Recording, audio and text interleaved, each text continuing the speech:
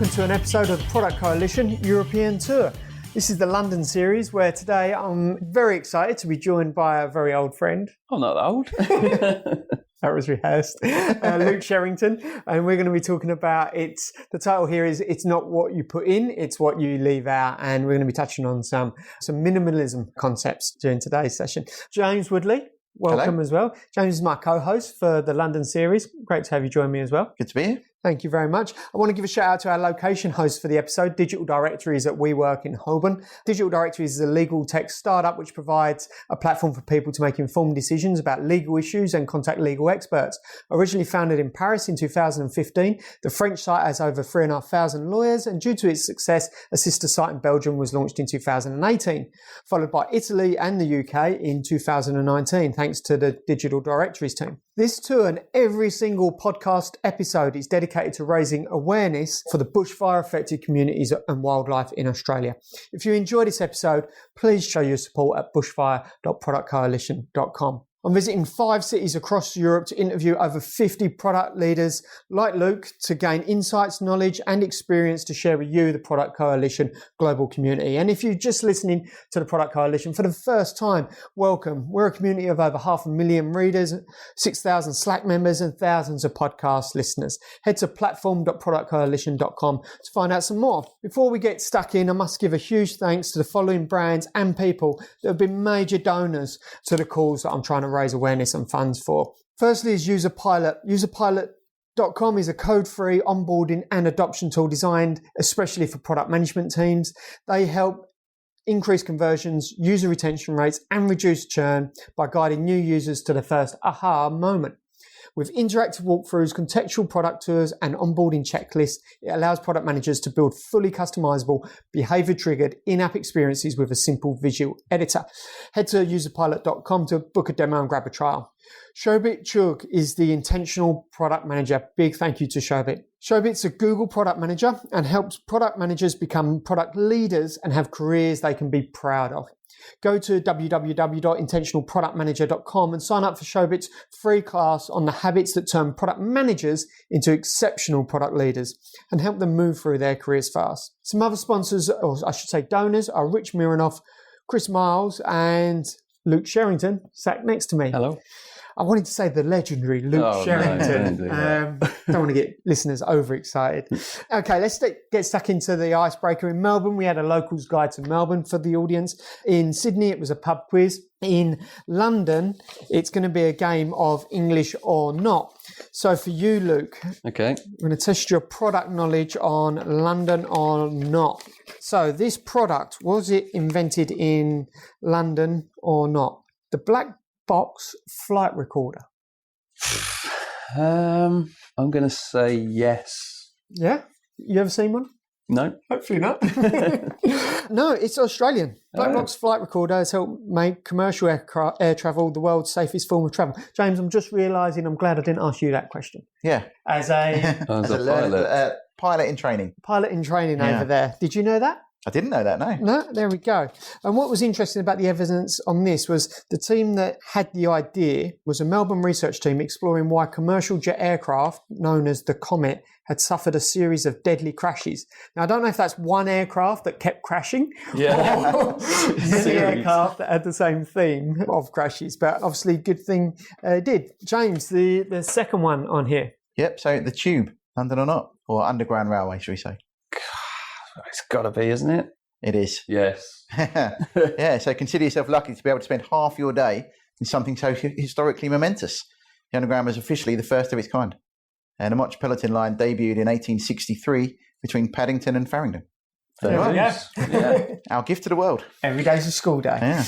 Okay, Luke, this session, it's not what you put in, it's what you leave out. We're going to be talking about design, minimalism, product design, experience design. Could you tell us a little bit about your career and your route to getting into the hot seat today? Yeah, sure. Well, thanks for having me here. Apologies, I'm not a product manager myself. I'm more of a designer. No, that's a good thing. But yeah, so I started out as a graphic designer straight out of uni. I really enjoyed that. I still enjoy graphic design.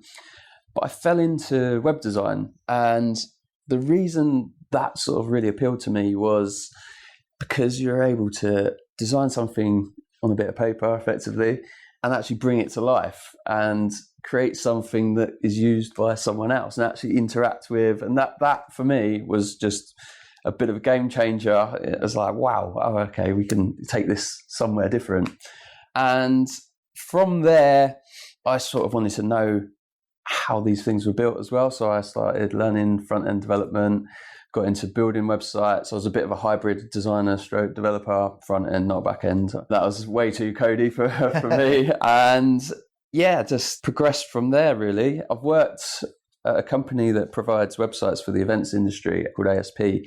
And we have our own CMS platform, in-house built CMS platform there. And so the natural sort of progression was for me to move into product management or design side in that product. And so that was my first introduction into designing for a product more than, just a website. And from there, I've recently sort of taken a bit of a leap.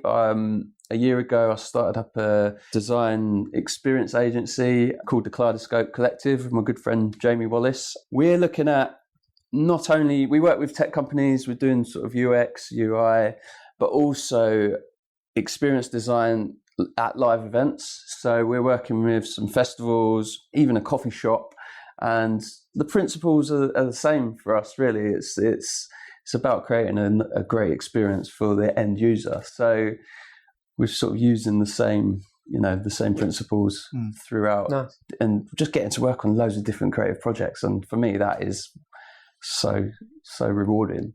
Awesome. So if you're listening, Luke and I actually met at university. Day one in our halls of residence down in Southampton was where we first shook hands back in the day, 20 odd years ago. So for me, it's a pleasure to be sat here today and be able to talk to Luke at a professional level about his experience, what he's been up to, and where product design is going in the future. And likewise for James, my co-host, we've been connected ever since we both worked in a cinema together back in the 90s. Sweeping popcorn.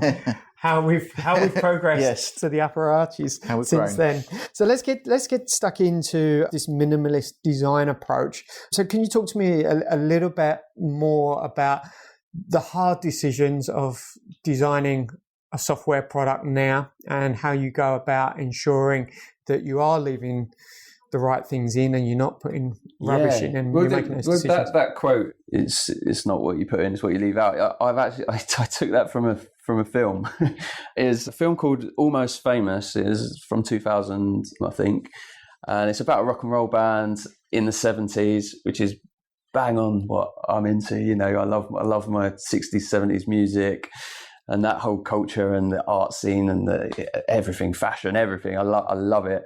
So that film was right up my street anyway. But there's two guys on there and they're talking about music and the buzz and the magic of a track. What makes it, what gives it that timeless thing? What is the thing that makes it pop? And one of the guys says, I think they're talking about Marvin Gaye's What's Going On. And he's like, it's not what you put in, it's what they leave out. And that just resonated with me. And I've actually taken that throughout my career. And I always come back to that.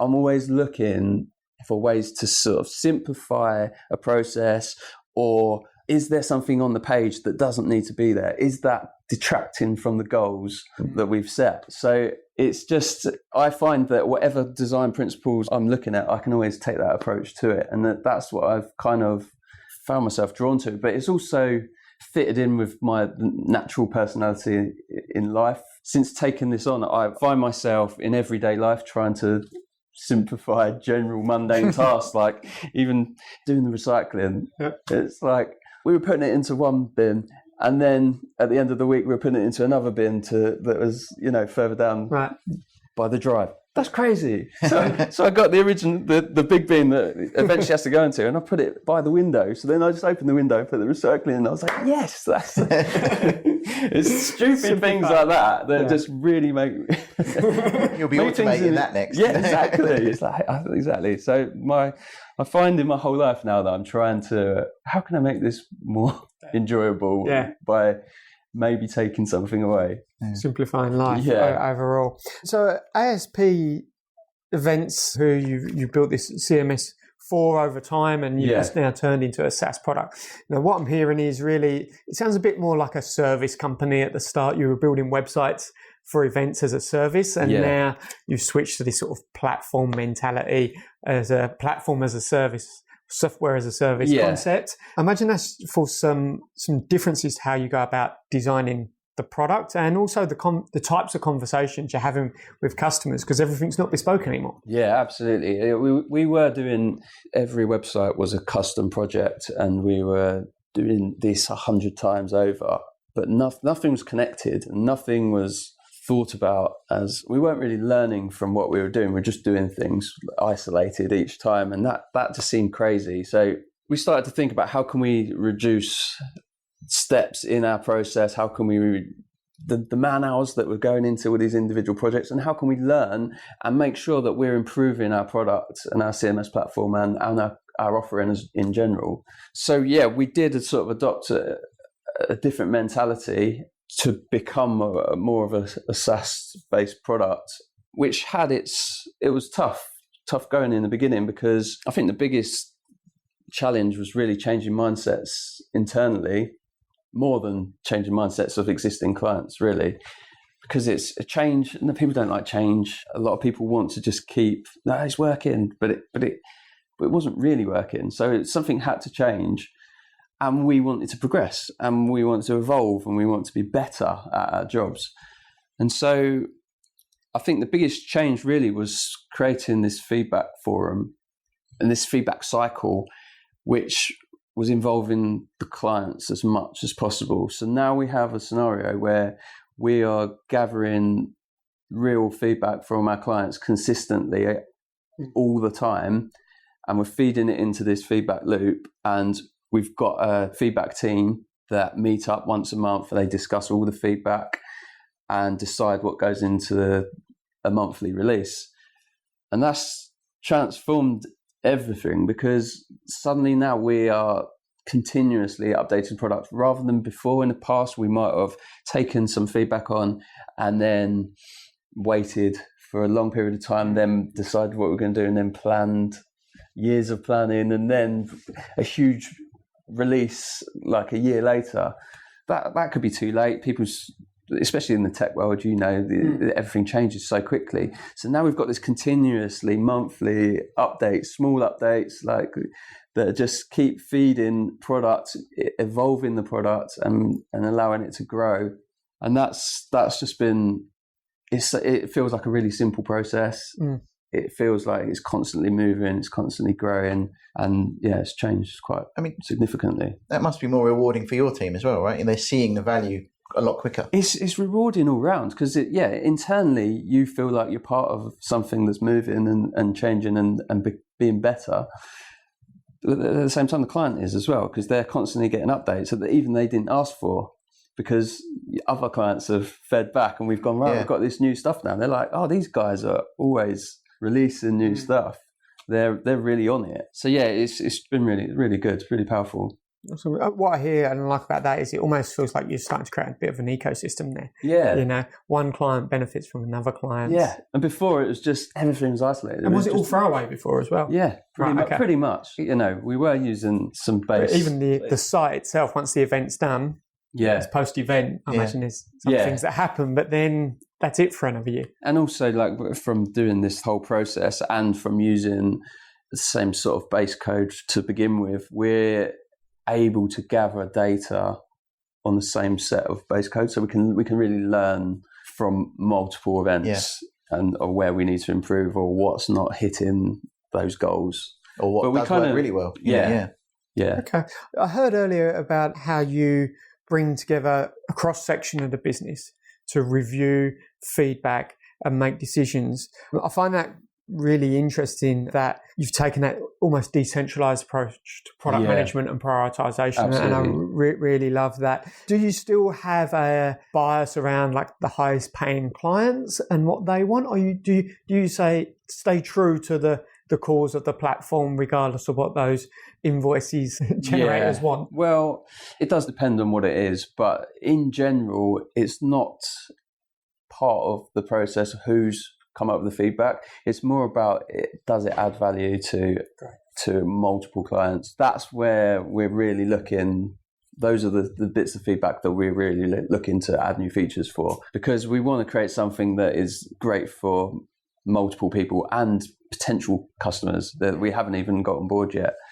So sometimes we will have to do certain things for some of the larger clients because they want to pay for the development. But in general, this feedback loop is for everyone, the benefit of everyone.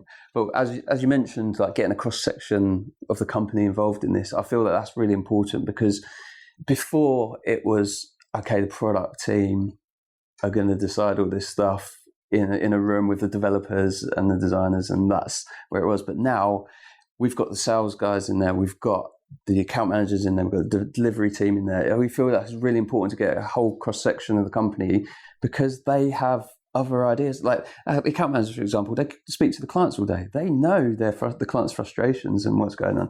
Sales guys know what people are saying. Oh, if it had this, we would buy it, but we can't get involved now. We need all that internal data that I feel like other companies might just ignore or not get them involved at the right point. And you could go far down the line and develop something that is completely useful. Not useful. Love hearing this, James, from from an empathy building perspective for engineers, to hear that they're upfront in the feedback discussions before even entering into discovery. Yeah, I mean, the best teams I've worked with have been involved in that process, and it's you're taking away a dev team's creativity if what you're actually doing is saying, here's a prescription, just go and fulfill it. Yeah. So being able to be part of that process is so much more empowering for the developer. Yeah, and hearing the real problem, not just something that's on a story or a bit of paper, you know. It brings their creativity out. Now, we could solve this in that way, and someone else might not have thought of that. Yeah, it definitely it generates different idea thinking. I think it's really good. To take this a step further, do you also then look at removing features completely that aren't being used, so you're not continuously to support stuff that isn't being leveraged? Absolutely. We're going through a whole UX redesign of our CMS platform at the moment, and part of that is looking at what can we take out. Does it need to be there? Are people using it? Because we're trying to simplify the process, and that might not be in. It doesn't always need to be about taking steps away or taking layers away, but the user needs to have the perception of it being simple, even if it's a complex thing. Some of the modules in CMS platform are pretty complex stuff, because we have things like exhibitor zones where they can log in and effectively upload products and videos. And that's a whole entity that has a load of customizations and stuff. So it's not simplicity. I know it's probably a word that designers use a lot, but it doesn't have to mean simple. It could be that your design language or your design system is just really consistent, so it appears simple because it's just really easy for someone to navigate through. Great. You raise a good point there. You've got different problems to solve in this type of product. You've got the experience event for the general person who's attending the event, and then you've got the exhibitors experience of how do they get their content so that they can leverage the channel for distribution, and then you've got the event managers which is who need to manage the exhibitors, and so they're three different personas completely with different problems, and I imagine different experiences and solutions as well. Because everyone's coming from a different perspective, aren't they? So it's our job, I guess, to help the event organizer always go back to their main goals, because there's like a real need to show everything on the homepage. Like the clients often don't want to leave anything out, because in case the visitor will miss something and then they won't turn up to the event. But by putting everything on the page, it just overwhelms the user, doesn't it? Like, we know that it's just like, no, don't put everything on there. These are your 3 goals. These are the things that you need to answer. This stuff doesn't do that. So let's take that out and put that somewhere else. As long as navigation is really clear and the user journeys are like simple, people will find the stuff that they want to find. But let's focus on your goals that you set at the beginning of this project and make sure that nothing else is muddying. I think what's interesting about that, it must be also then a hard conversation for them to have with their sponsors. Yeah. You've got like 3 platinum sponsors who all want a share of the real estate on the homepage, and that old design trait of, can you make my logo a bit bigger? And those types of things. So I imagine there's lots of hard conversations. It's always a compromise. Beyond you. Yeah. And we understand that there are commercial needs for these things, and that's what effectively pay for the events to go on. So it's all important, but we just need to, we always sort of revert back to, right, these are your 3 goals. Like, let's make sure that this is crystal clear. Very nice. Keeping everything to convert straight into there. Anything else is just waste. That's all they really care about. It's like, that's the most important thing. So let's make sure we're doing that. I want to take the conversation back 20 years now. Oh dear. So when we were flexing our Macromedia lingo muscle. Oh wow. Or we were copy and paste programmers, I think you call it. Dreamweaver, in the days of Macromedia Director, Dreamweaver, ActionScript. Oh, Flash. And Adobe After Effects that would crash every 10 minutes. Oh, yeah. So for designers coming into the market now, or people considering UX, UI, product design, interaction design, what advice would you be giving these people trying to enter the industry? Yeah, well, obviously it's like very different from when we sort of entered, because there wasn't a product development kind of route really, was there? No, management was or different. design. Yeah. So the way, in my experience, I've just kind of fallen into these things just progressively, like just having a real interest in design in general. So I only know from my experience of like what I like to look for when I'm hiring designers, and that's, I just want someone with their own ideas and their real personality of their own, and a real passion for something in particular. It doesn't have to be one thing or the other, but if someone's like really passionate about general design, and also I'd say explore other design mediums, because you will find things that you won't find if you're just looking through product design that you can take into your industry. And so definitely explore all the different areas, because I'm constantly looking around at stuff that's not related directly to my work.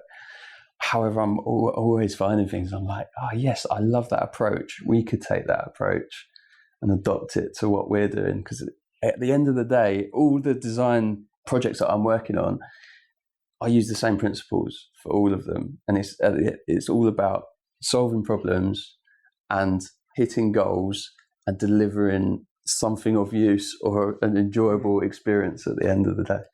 You reminded me of the documentary Somm about the 4 people trying to become grandmaster sommeliers, and they take that same approach for their senses, for their nose and their tongue. And one of the guys on there says, "I smell everything." So you've got to build up a vocabulary of smells. He goes, "I smell chairs, I smell tennis balls, I smell everything." And he just uses the world around him for inspiration. So it's great to hear how that crosses over. Yeah. Thanks so much for this session. Thank you. It's been great to sit down with 2 old friends who are not old. Well, getting we're that getting way. there. And talk through design and do a little bit of reminiscing as well. Thanks for your time, Luke. No problem. Thank you. Thank you likewise, James. Thank you. If you've enjoyed this episode, please remember this is for a cause. I'm recording 50 podcast episodes around Europe with product leaders, designers, technologists, etc. So if you have enjoyed this, have a think about supporting bushfire.productcoalition.com. The funds there go to one of 3 causes. You can either support the Country Fire Authority volunteer firefighters in Australia. They lose an income when they're out fighting fires. You can support the wildlife, or you can support the National Bushfire Fund as well. So have a think about that. If you'd like to join me on a tour, maybe on a podcast like Luke or James, please do reach out to me as well. You can find more information about the tour agenda at tour.productcoalition.com. Thanks for listening and watching if you're on YouTube, or following us on the Instagram video, IGTV as well. Until the next episode, thank you. Cheers.